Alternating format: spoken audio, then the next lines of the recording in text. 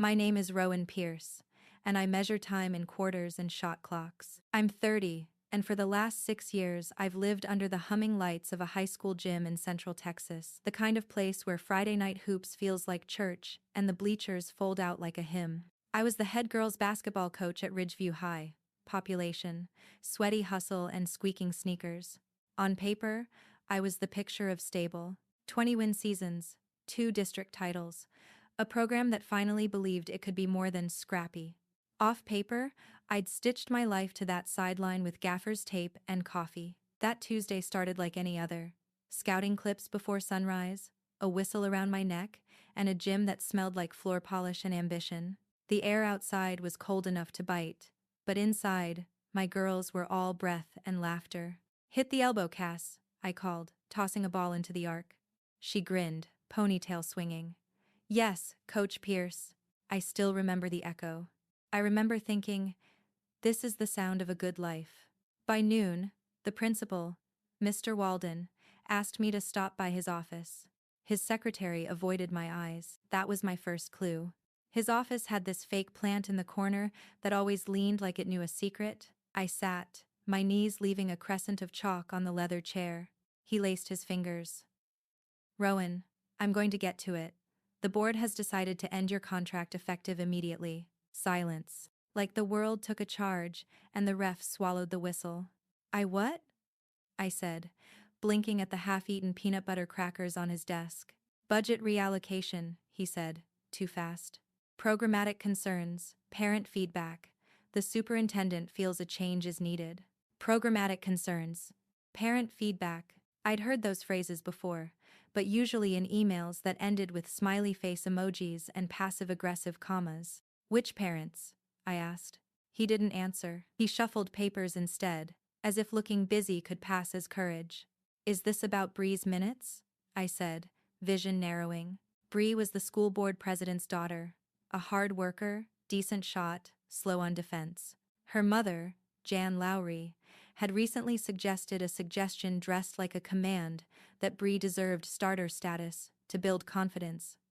Never mind our backcourt already sang with chemistry. He rubbed the bridge of his nose. "Rowan, I don't want to get into all that." "All what?" I said. "The politics? The part where a grown woman decided the scoreboard is her personal vanity mirror?" My voice shook. Not angry yet, just hollowed out, like a house after a fire where everything looks normal until you touch it and it crumbles. He slid a manila envelope toward me. Inside was a termination letter and an offer to resign in good standing. If I signed, they'd keep it quiet. If I didn't, well, Texas is an at-will state. I could fight. I could also watch them smear me into a cautionary tale. I stared at the letter, at the polite paragraphs that felt like small knives.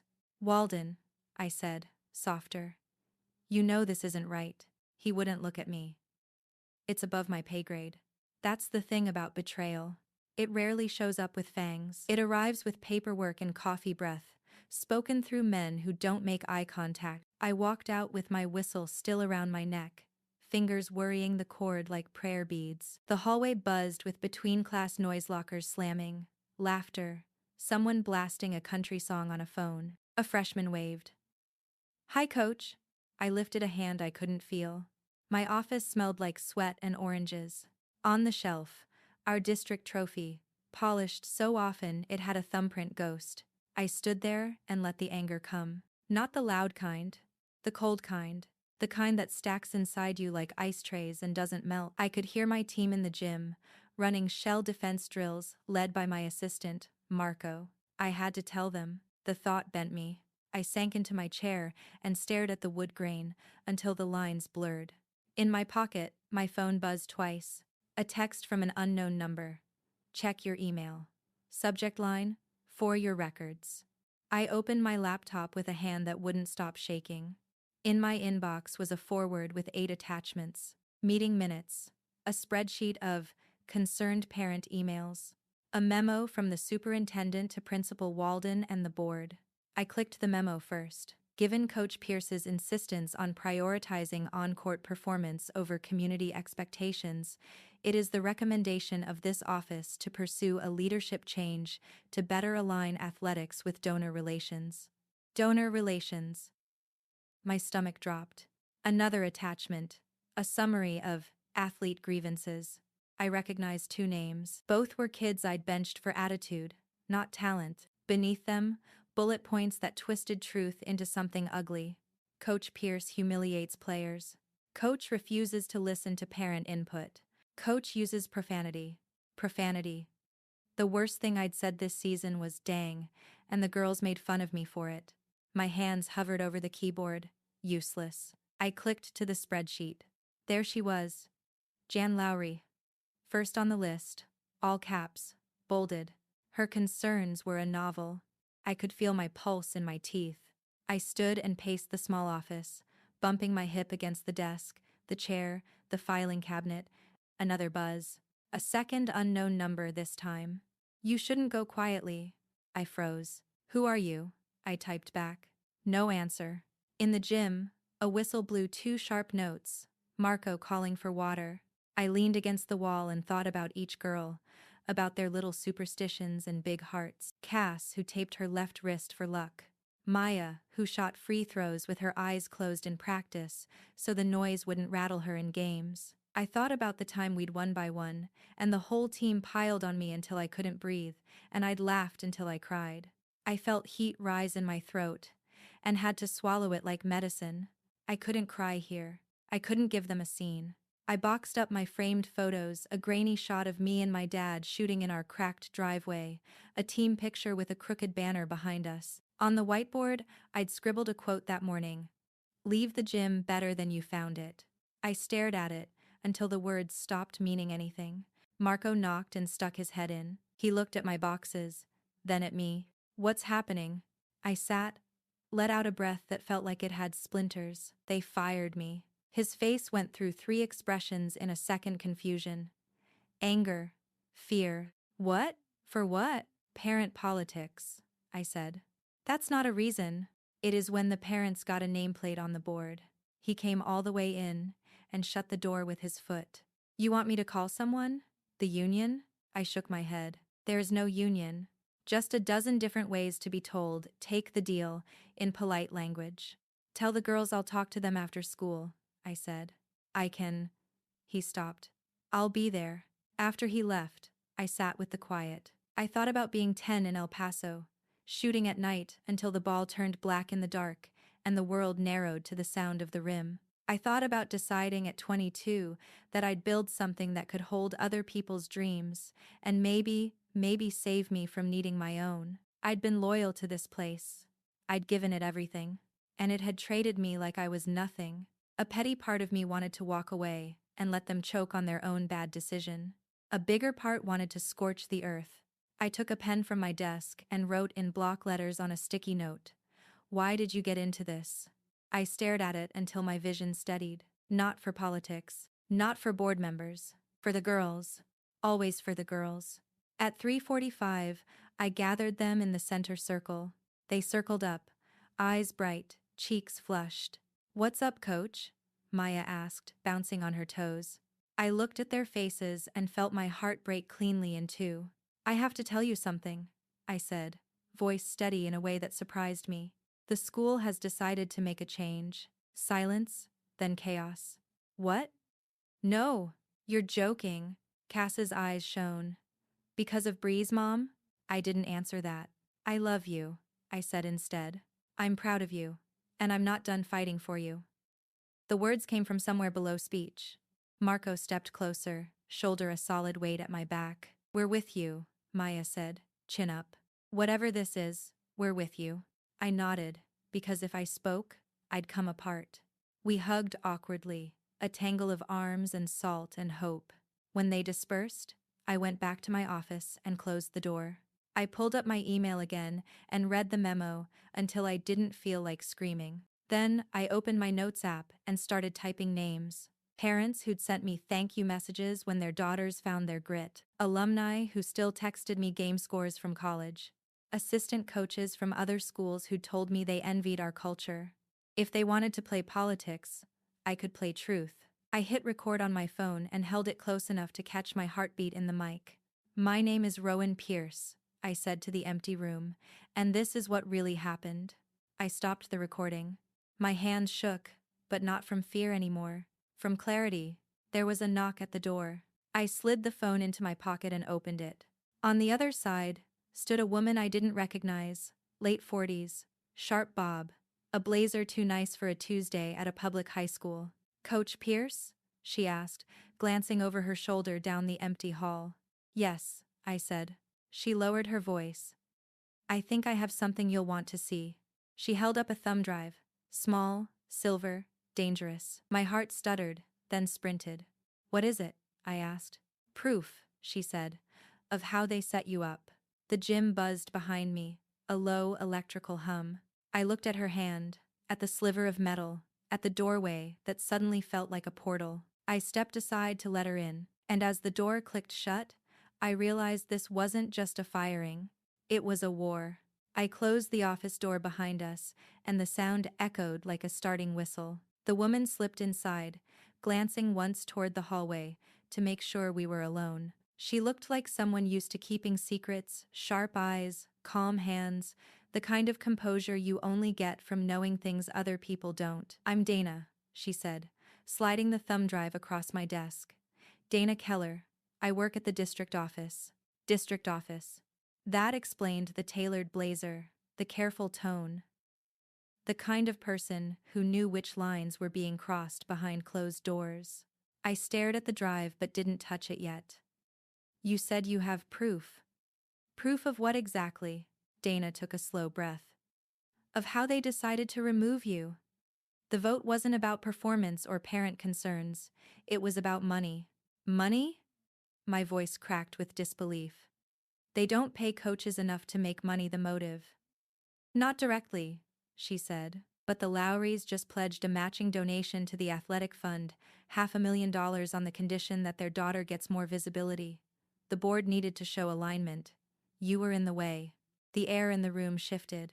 $500,000. That's what my job was worth? That's what I was worth? I felt something between rage and nausea crawl up my throat. And this, Dana said, tapping the thumb drive, has the emails, internal memos, the backroom vote recordings. Walden didn't want to do it, but the superintendent pressured him. They needed your removal to seal the deal. I leaned back in my chair, the edges of the world blurring like heat on asphalt. This could blow everything up, I whispered. That's the point, Dana said. But it can't come from me. If anyone knows I leaked this, I'm finished. Why me? She met my eyes. Because you still have a voice, and you still have people who believe you. Outside, the sound of a basketball thudding against hardwood echoed faintly through the hallway. My girls were laughing, unaware that politics had already rewritten their season. I picked up the drive, turning it between my fingers. Why are you helping me, really? Dana hesitated. Because my daughter played for you 3 years ago. You taught her confidence, not just basketball. I owe you. That hit me harder than I expected. I blinked, and suddenly my throat burned. Thank you, I said, quietly. She nodded, a quick, efficient motion.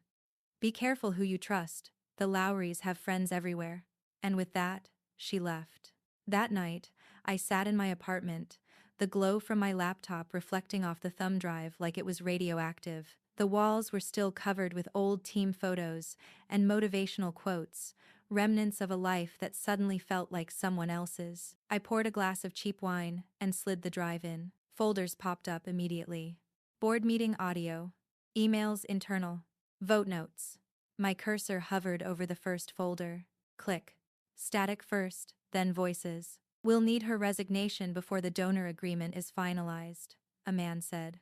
Another voice. She's popular with the parents, though. And then a third. Female, smooth as glass. Popularity isn't the priority. Optics are. Bree Lowry needs to be seen as a future leader, not benched. My stomach dropped. Optics. That word again.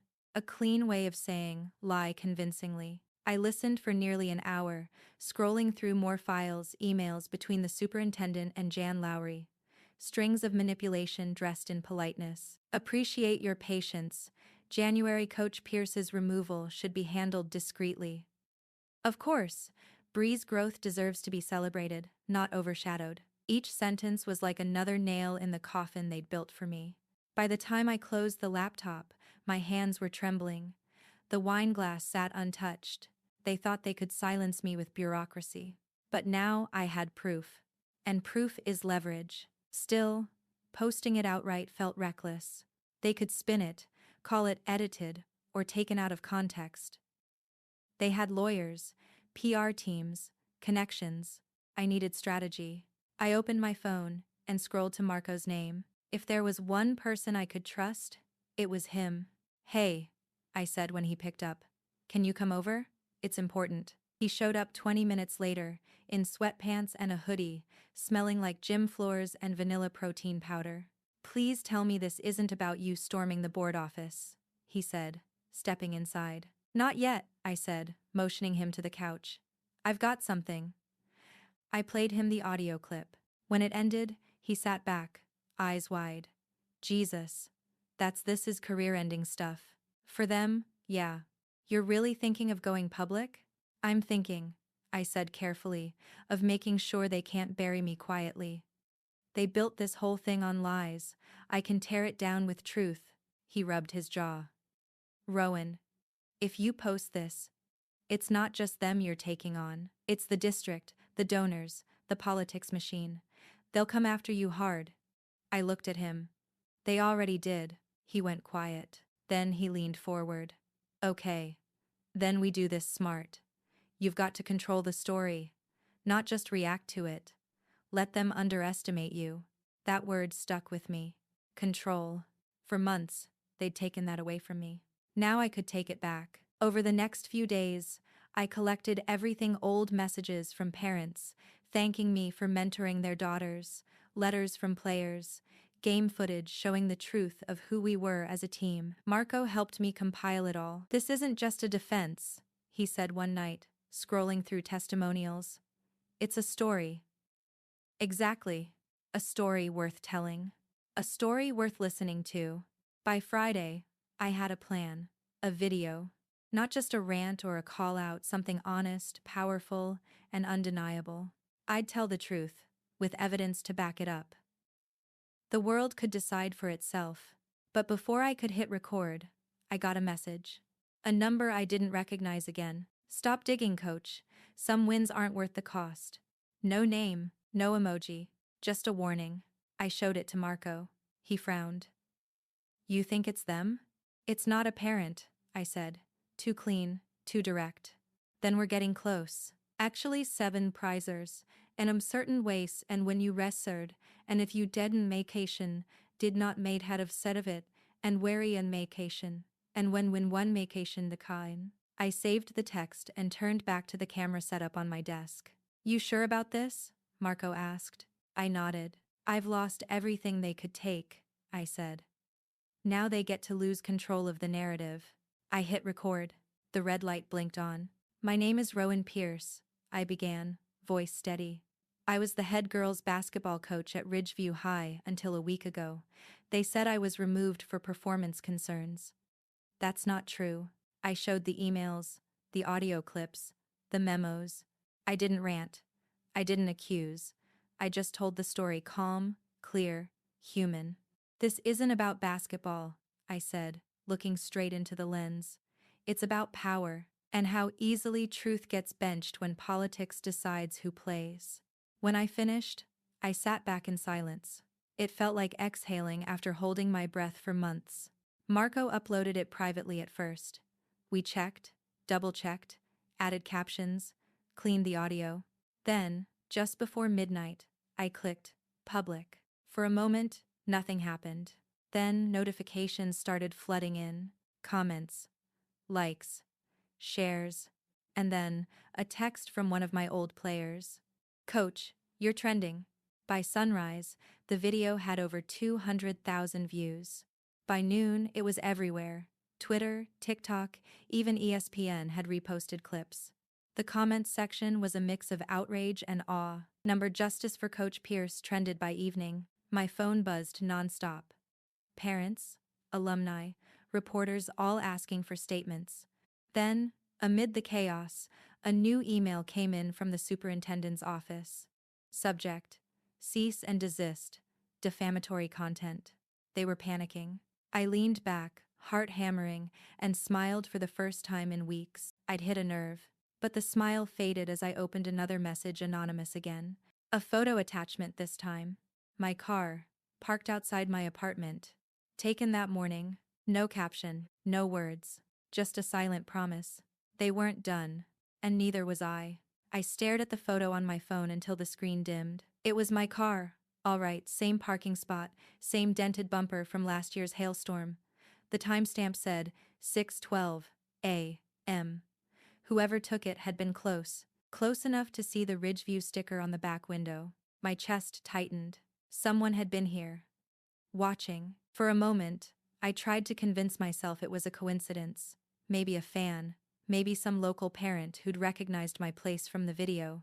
But deep down, I knew better. This wasn't curiosity.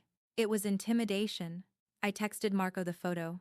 He called within seconds. Rowan, what the hell is that?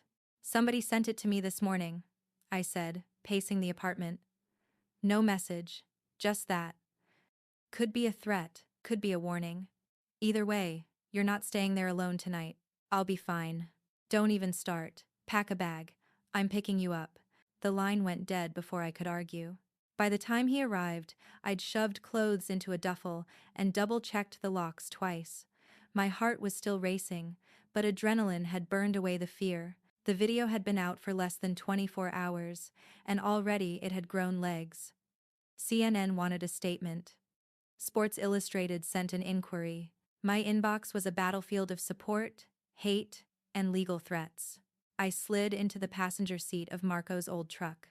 The engine grumbled to life. You realize you just went viral enough to start a small revolution? He said. Yeah, I muttered, and apparently I've got surveillance fans now. Fans don't stalk your car. He pulled onto the highway. The Texas sky stretched wide and gray, storm clouds gathering in the distance. Where are we going? I asked. Safe place, he said. My cousin's ranch, about 40 minutes out. No one'll find you there. The ranch sat on the edge of a dry creek, miles from anywhere. A few horses, a windmill, a porch that creaked with every gust.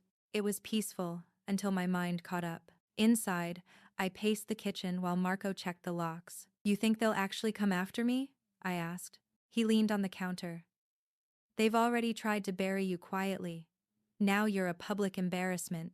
If they can't control the story, they'll try to control you. That word again, control. I poured a glass of water, staring at the condensation sliding down the glass. I don't get it, I said quietly. Why does one high school coaching job matter this much? It's not about you, Rowan, he said.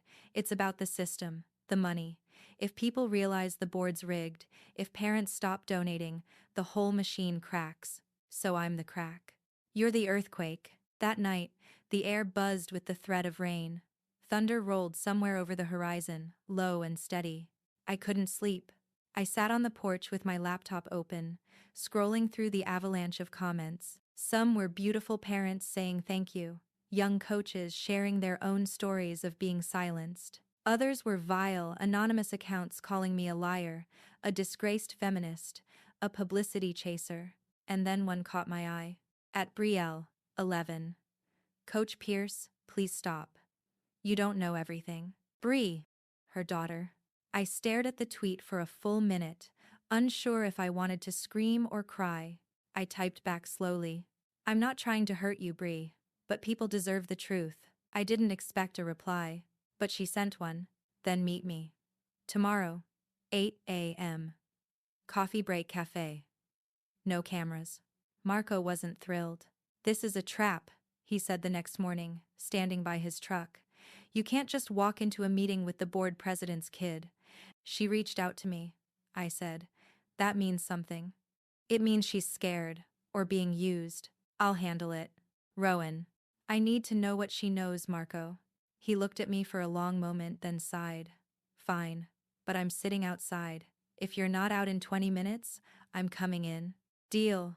The cafe smelled like espresso and rain. Bree was already there, hoodie pulled low, fidgeting with a straw wrapper. She looked smaller than I remembered, less like the cocky guard I used to coach, more like a kid who hadn't slept. When she saw me, she froze, then waved me over. I sat. Thanks for meeting me, I said carefully. She nodded, eyes darting to the window. My mom doesn't know I'm here. Probably for the best. She gave a shaky laugh. Yeah. Silence stretched between us. Finally, I said, you said I don't know everything. So tell me. She swallowed hard. Coach, I didn't ask for any of this. I didn't want you fired.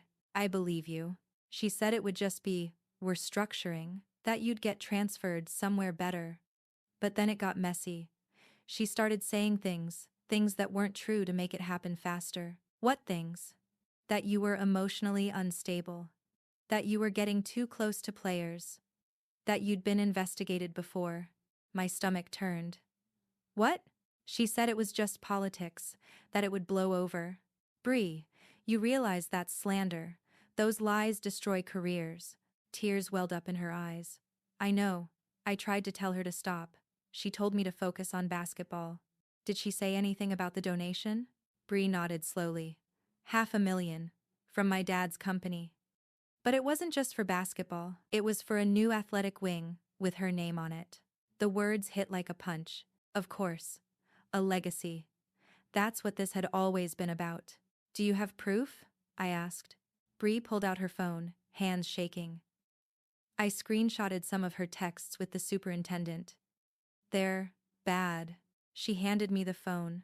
There it was, messages about timing, optics, and how Rowan won't see it coming. I felt the blood drain from my face. This could bury them, I whispered. I know, Bree said, but I can't let my mom find out I gave it to you. Please. You have my word. She nodded, wiped her eyes, and stood. Be careful, coach. They're not going to stop. She walked out before I could say anything else. I sat there for a minute, staring at the phone. Then I transferred the screenshots to my email and deleted them from hers, just like she asked. When I stepped outside, Marco was waiting. Well? She gave me proof, I said. Her own mother's texts. He let out a low whistle. Damn, that's dynamite. Yeah, enough to blow the board wide open. He started the truck. So what's next? I looked out the window, rain smearing the world into watercolor streaks. Next, I said, we make them listen where it hurts most publicly. By evening, I had a plan. A live stream. No editing. No cuts. No way for them to claim manipulation. The truth. Broadcast. Raw. I set it for Sunday night, 48 hours from now. Enough time to organize everything, gather supporters, and make sure the evidence was airtight. But that night, as I double-checked my files, my email pinged again. A new message. From unknown sender at ridgeviewdistrict.org. Subject. Last warning. Body.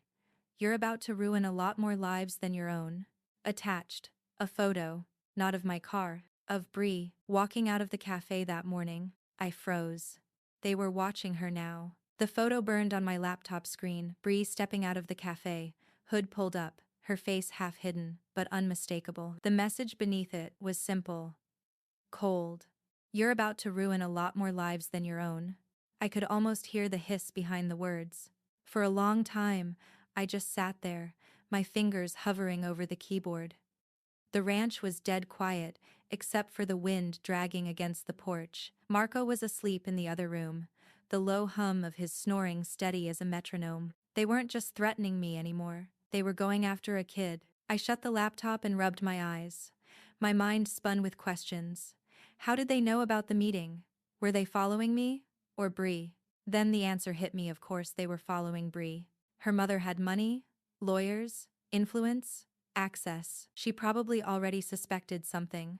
And now I'd put Bree in danger. By morning, the storm had cleared.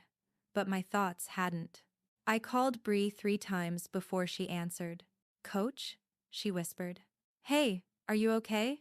Yeah, but my mom's been weird.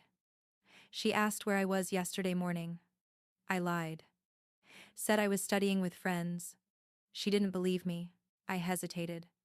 Listen to me, Bree. Don't talk to anyone about that meeting. Not teachers, not friends, no one, okay? A pause. You think she knows? I think she suspects. Another pause, then. What do I do? Stay calm, act normal. I'll handle the rest. Before she hung up, her voice cracked. I didn't answer. Because I couldn't promise her that. Later that day, I met Marco at the dining table, papers and laptops scattered everywhere like we were running a war room. He looked up from his screen. You didn't sleep. Neither did you. Touché. I slid Bree's screenshots across the table. We need to make sure these are verified before Sunday.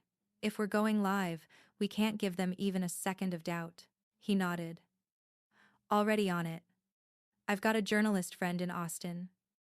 She runs an independent sports blog, does deep dive corruption pieces. Name's Lexi Chen. She can authenticate everything, no questions asked. Will she keep it quiet? Lexi doesn't leak. She hates suits more than you do. Good, I said. Because once this goes live, there's no taking it back. We drove to Austin that afternoon. The city was buzzing with weekend traffic and barbecue smoke. Lexi's office turned out to be a retro coffee shop with more stickers than furniture. She was younger than I expected, late 20s, all tattoos and caffeine, and she had the kind of energy that made you believe she'd burn down an institution for fun. You're the viral coach, she said, shaking my hand with a grin. Didn't think you'd reach out so soon. Guess I'm full of surprises. She pulled up her laptop. Let's see what you've got. For 2 hours, she analyzed every file, running metadata checks, cross-referencing timestamps. Marco and I sat nearby, nursing coffees that had gone cold. Finally, she leaned back. It's legit. The texts are real. The email headers trace straight to the district's servers. And this, she tapped one of the recordings, is gold. Whoever leaked this gave you the match to light a bonfire. That's what I needed to hear, I said. She eyed me. You planning to post this yourself? Sunday night, live. I want the truth out where they can't twist it. Lexi smirked. Bold, risky. I like it. Then her expression softened. You should know. Once you do, there's no going back. They'll fight dirty. You could lose any chance of coaching again. I met her gaze. I already lost that. She nodded. Then burn it down, coach. On the drive back, Marco drummed his fingers on the steering wheel. You sure about trusting her? I am, I said. She's got reach and guts. He grinned. Guess that makes 3 of us. But as the city faded behind us, I couldn't shake the unease. Because if Lexi could verify the files this easily, the board could trace them just as fast. And Dana, the woman from the district office who'd given me the thumb drive, was still in their building, still exposed. I pulled out my phone and called her. Straight to voicemail. Then again. Still nothing. My stomach dropped. We reached the ranch, just as the sun bled out across the horizon. The first thing I noticed was that the porch light was out. Marco frowned. I left that on, he said. Inside, nothing looked disturbed. Until I reached my laptop. The lid was open. A message filled the screen. Stop. Now. No sender, no address bar, no cursor. Just white text on a black background. I slammed the lid shut, heart hammering. They got in, Marco cursed. You had that offline. I did, which means someone was here. We tore through the house, checking every door, every window, nothing. Whoever it was had come and gone quietly. They wanted me to know they could reach me any time. That night I sat on the porch, the stars sharp above the fields. Marco sat beside me, silent. I should stop, I said. The words felt foreign in my mouth. Maybe I've done enough. The video's already out there. People know. He turned to me. You think this is about just one job? I looked away. This is about every coach who got pushed out for speaking up, he continued. Every woman who got told to shut up and smile. You've already started something bigger than you. Don't back off now. I hated that he was right. But I also hated that my chest hurt every time I thought about Bree, or Dana, or the girls who'd have to face the fallout. The truth always costs something. I just hadn't realized how much. Sunday came fast. The morning buzzed with news. The district had released a statement calling my previous video deeply misleading and hinting at legal repercussions.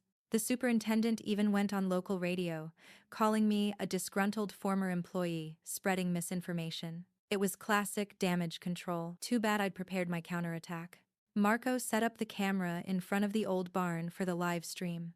The sunset behind me was pure fire, perfect, in a cinematic kind of way. "You ready?" he asked. I nodded, though my pulse was racing. "Let's do this." He counted down. 3, 2, 1. The red light blinked on. "Hi everyone," I began, my voice calm but steady. "It's Coach Pierce again. The district wants to call this misinformation. Let's look at the facts."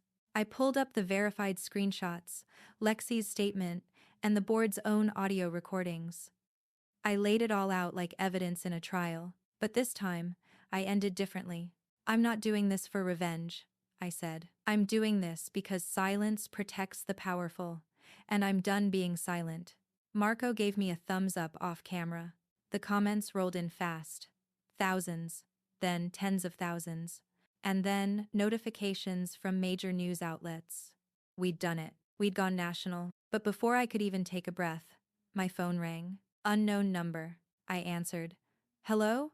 A man's voice, low and sharp. "You should have stopped, coach." Click. Then boom.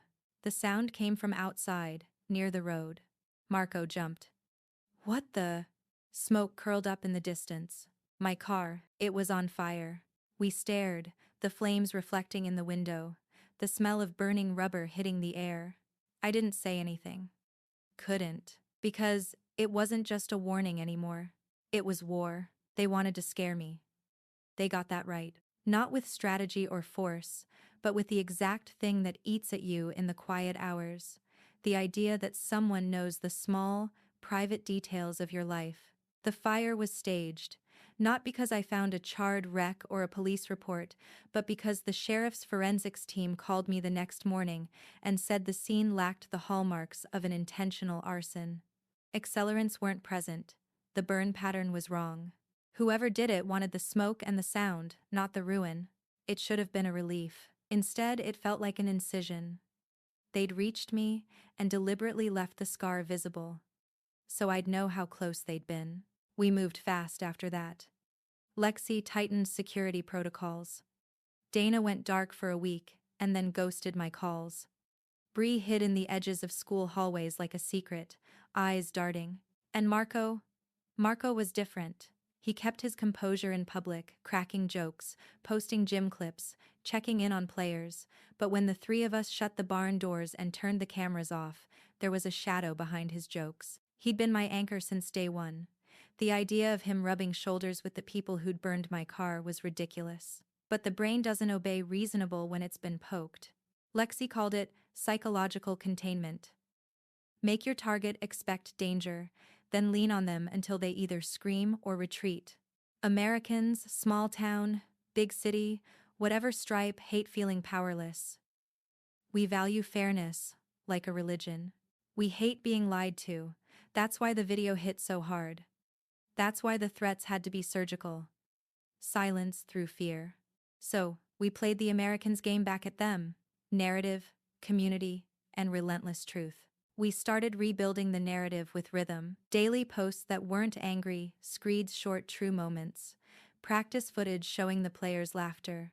Testimonials from parents who'd cried at graduation because their daughters learned discipline. Clips of high school girls learning to lead. We paired them with the verified files Lexi had authenticated. We made the story not about me, but about a pattern, how power rewrites the rules. But the psychological pressure ratcheted up. Someone kept pinging my accounts with tiny, menacing details, images of the Ridgeview gym at 2 a.m., screenshots of messages between staff that had obviously been tampered with to hurt my credibility. Each hit was designed to erode confidence. A slow, precise drip into the well of doubt. One afternoon, exhausted, I sat in Marco's truck while he drove us to check on Bree. He kept smacking his fingers against the steering wheel like he was testing a rhythm. "You all right?" I asked. He shrugged. "Sleepless. Weird calls. A guy followed me for a mile yesterday. Nothing happened. He just drove behind me, and then peeled off. Felt theatrical." "Their playbook," I said. "Intimidate the crew so the ship lists." He laughed a little, but his eyes were thin slits. "You know what scares me more than their threats?" "What?" "That they're good at this. They've got money and patience and a whole narrative machine. They'll wear you down by persistence, not spectacle." I thought about how many people take the easy side in small towns. Silence is survival. Americans like heroes who fight for fairness, but they also prefer not to get their hands dirty. That's a tension I used. Each vlog, each verified file, each calm interview nudged the community toward action. Calls, emails, donations to the athletic fund if it was restructured fairly. We built a chorus, and then came the thing I didn't see coming. A file. Innocuous in name. Waiting on my laptop. Attendance report, final, PDF. I had a dozen final reports on that computer. I opened it. The first pages were summer league rosters and attendance numbers, boring, bureaucratic stuff. Then I scrolled, and the last 2 pages were a log of device access to the district server, IP addresses, timestamps, and a line that had my name next to it, not for logging in, no, for exporting data. My fingers went cold. The timestamp was 3 days before the board meeting that led to my firing. I did not export anything. I hadn't had server-level access. But the name attached to the action wasn't mine alone. It was mine and another. Marco Pierce. Typo? Coincidence? My brain tried to file it under technical error, but that's filing things under hope when you're afraid. I called him. "Can you explain this?" I asked, hands on the steering wheel so hard the leather creaked. There was a pause. A long one. "You saw it?" he said, finally, voice small. "I did." "I didn't do it," he said. "I have no idea how that." "Then who does?" I asked. He was quiet. Then, "I'll check. I'll pull logs. I'll get the IT guy from my cousin's company to look." I swear to you, Rowan. I wanted to believe him. I wanted to fold into the relief and breathe. Instead, I felt like an animal observing a second heartbeat. We had a code of trust. When you work a small program in a small town, the people around you are your family. Coaches tend to be those who stay. We're teachers, parents, mentors, so when suspicion blooms, it smells like betrayal. Lexi ran deeper checks. The metadata suggested someone had spoofed credentials, made it look like Marco's account exported files. But the originating IP traced back to the district building itself. A neat, elegant framing, which means, Lexi said, tapping her keyboard with surgical precision, they want you to look at Marco, distract you with doubt. When you look up, the board's already moved the pieces. That phrase, "move the pieces," echoed in my skull. I thought of Dana, her thumb drive, and how she'd come quietly, risked everything. If someone at the district could fake logs and intimidate witnesses, Dana was sitting somewhere with her hands tied. That night I went to Marco's trailer unannounced. He answered the door in gym shorts, hair sticking up, eyes ringed by sleeplessness. "I checked everything," he said without preamble. "I didn't export any files, I swear. If someone framed me, they picked the exact email signature I use and the timestamp from the day I covered practice for you." He stepped aside and flicked on the kitchen light. The room looked ordinary: laundry basket, stack of old playbooks, a faded poster of Michael Jordan with a coffee stain. Nothing screamed corruption, but on the fridge, under a magnet shaped like Texas, was a photo I'd never noticed before. It was Marco, smiling at a charity fundraiser, and beside him, smiling too, was Jan Lowry, Bree's mother. I had been in that town long enough to read a face. Marco's smile in the photo was the same one he wore when we won district championships. The one that told stories of loyalty. He saw my gaze drop, and the way my mouth tightened. "That's from a fundraiser," he said. "Years ago, I coached a youth clinic she donated to. Everyone was there." "Did she ever call you?" I asked. He looked away. Once. To thank me. That was it. I don't, Rowan. I don't owe her anything. The fridge photo had the date stamped in faded ink. 2 years before I met him. Maybe it was innocent. Maybe it was the kind of small-town overlap that meant nothing. Or maybe it was exactly the breadcrumb someone wanted me to find. I left Marco's that night with a head full of a dozen small noises. Grief, suspicion, love, calculation. The American audience feeds on a very particular cocktail: fairness and outrage, a belief that institutions should be held accountable, and a need to root for the underdog who refuses to be silenced. That's who I was talking to when I posted the next clip. A quiet, hard-edged plea to keep watching, to keep calling, to keep asking questions. The clip got shared thousands of times. And then, an hour later, my phone buzzed. A direct message from Dana. Meet me. Tonight, Ridgeview Cemetery, midnight, alone. No explanation, no context. Just the place where small towns bury their dead and, apparently, their secrets. I stared at the message until dawn. This was no longer a game of evidence and exposure. It was a maze made to test whether I would stay or run. I chose to go. The night air carried that brittle Texas chill that cuts straight through denim. Ridgeview Cemetery sat on the edge of town, where the land sloped away from the lights, and the wind moved through the mesquite trees, like it was whispering names. I parked by the gate, headlights off.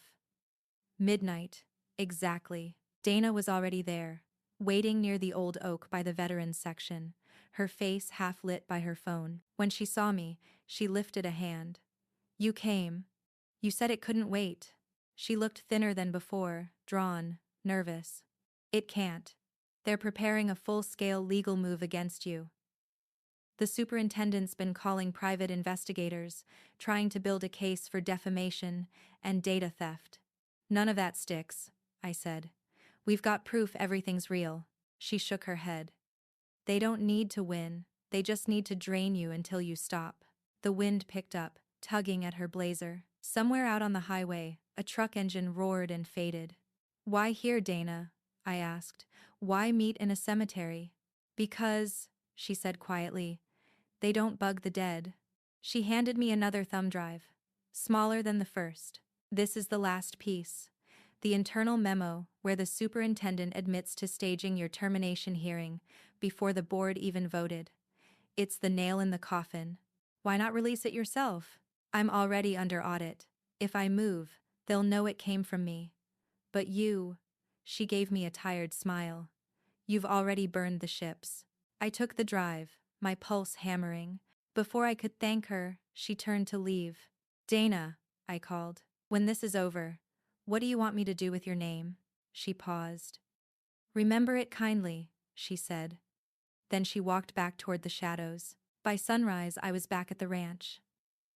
Marco and Lexi were waiting, both bleary-eyed, both wired. Lexi scanned the files first. Her jaw dropped. She wasn't lying. This memo kills their defense. Marco leaned over her shoulder. So that's it? We go public again? Not just another drop, I said. We go live with lawyers, journalists, and the players themselves. They've been trying to make me look like a lone voice. I want to show them it's an entire team. Lexi grinned. Coach, you were born for a press conference. By noon, we had it set. A borrowed community hall, folding chairs, reporters, and half my old team sitting in the front row in matching Ridgeview hoodies. When I stepped up to the microphone, the room fell into a hush. My name is Rowan Pierce, I began, and for months I've been told to stop talking, to move on, to be quiet so other people can stay comfortable. I paused, scanning the faces, parents, teachers, locals who'd followed the story online. But the truth doesn't disappear, just because it's inconvenient. I held up the new memo. This document proves my firing was decided before the board even met. It proves the system chose money and influence over integrity, and it proves what happens when silence becomes policy. Flashbulbs popped. Someone cheered quietly. I continued, voice steady. This isn't just about me. It's about every coach, teacher, and woman who's been told to sit down when she stands too tall. We deserve better. Our kids deserve better. Lexi streamed it live. Within minutes, the chat filled with messages, support, outrage, gratitude. The hashtag resurfaced. And this time, the national outlets followed instantly. CNN, NBC, Sports Illustrated. By nightfall, the superintendent had resigned for personal reasons. The district released a statement promising full transparency. And the Lowry family donation? Suspended, pending investigation. It should have felt like victory. But victory's quiet. It doesn't roar, it exhales. A week later, I sat back in the Ridgeview gym. Same floor polish smell, same scuffed bleachers. The district hired an interim coach, but they let me back for community closure. The girls were shooting around, laughing. Maya waved. "Coach, you coming back?" I smiled. "We'll see." Marco walked up beside me. "You could have your pick now. Colleges are calling, even a WNBA assistant position." I looked at the court, at the girls chasing rebounds under the nets. "I started this because I thought losing my job was the end," I said. "Turns out, it was just the whistle starting the next quarter." He chuckled. "Poetic as hell, coach." I shrugged. "Guess revenge stories are supposed to have a moral. What's yours?" "That sometimes the best revenge," I said, watching the ball swish through the net, "is making the truth impossible to ignore." That night, alone in my apartment, I opened my laptop one last time. The drive Dana had given me sat on the desk. I uploaded the full archive to a public transparency portal, the kind that can't be bought, can't be deleted. When the upload hit 100%, I whispered, "That's game." Then I closed the lid. Outside, the streetlights hummed. Somewhere down the block, a kid bounced a basketball against the pavement, the sound echoing into the warm Texas night. And for the first time in months, I didn't feel like I was fighting. I just felt free. We tell ourselves revenge means destruction, but sometimes it means illumination, pulling the truth into the light until no one can lie in the dark again. That was my story. My name is Rowan Pierce, and I didn't just get even. I got better.